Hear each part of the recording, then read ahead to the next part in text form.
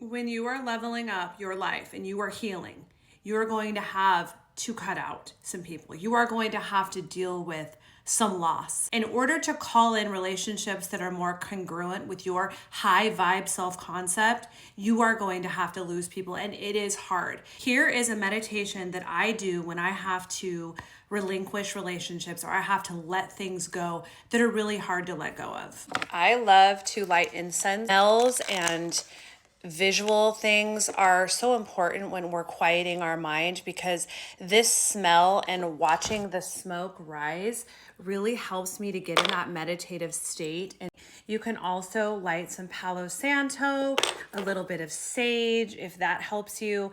This is my little altar. I have candles that I will light. I have pictures of ancestors and people that help me to feel grounded and centered and secure. Do this as part of your meditation ritual.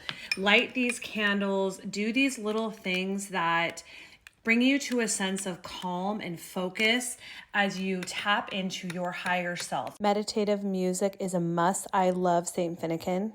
I also love to hold crystals in my hands that feel grounding. Often these crystals will represent certain people or energies that I want to focus on or call upon in my life. And I'll hold those in my hands and I'll breathe in for a series of 3 to 4 box breaths. So I'll breathe in for a count of 4, extending my belly. I'll hold it at the top for a count of 4. And then I will breathe out through a count of 4 through my mouth, deflating my stomach like a balloon. And then I hold that for a count of 4 at the bottom. And then I start that breathing process over and over again until I feel a sense of calm and groundedness and center. Often when I'm doing this, I will say affirmations to myself around the loss. So things that I like to tell myself are, I do not chase, I attract. I call all of my energy back to me, cleansed and for my highest good.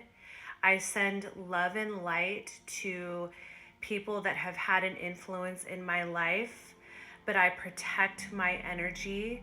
I put a bubble of energetic protection around my soul and my spirit. I release all relationships that are not for my highest good, and I call my energy back.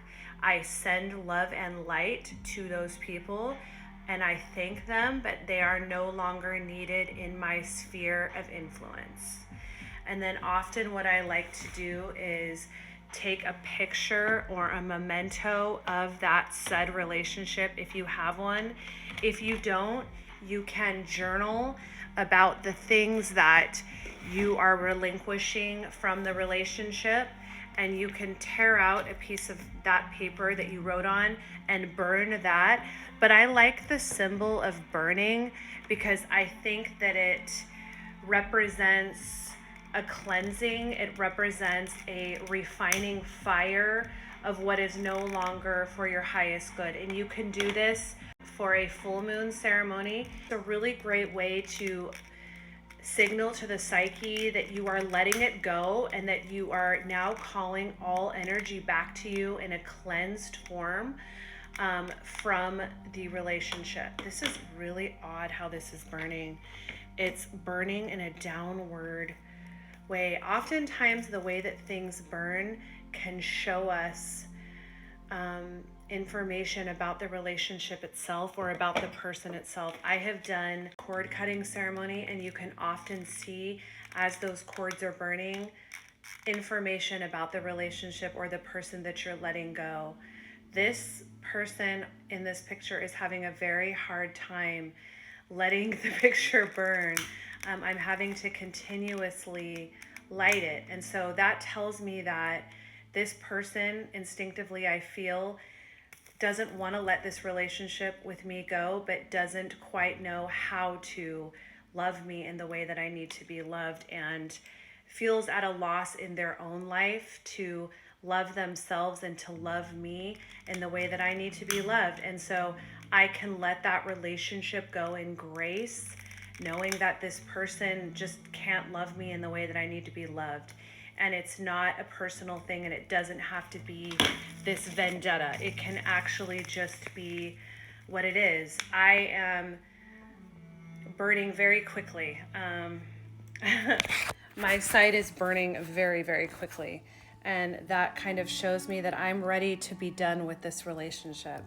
I'm ready for it to end. And it's sad to me because the other person was not ready to let it go.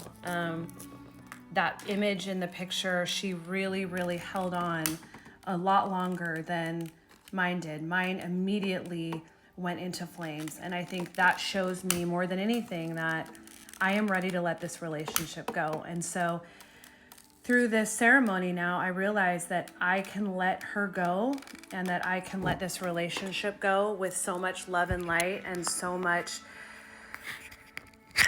empathy for where she's at, and recognizing that my instinct knew all along that it wasn't that she was necessarily a bad person, but just that she is not healed enough and in a healed place to love me in the way that I need to be loved. And that's okay. Such is life, and we can move on, call our energy back, protect our peace and our power, and send those that we once loved but that are no longer loving us, that are no longer good for us or good for our soul anymore. We can let them go with no harm done.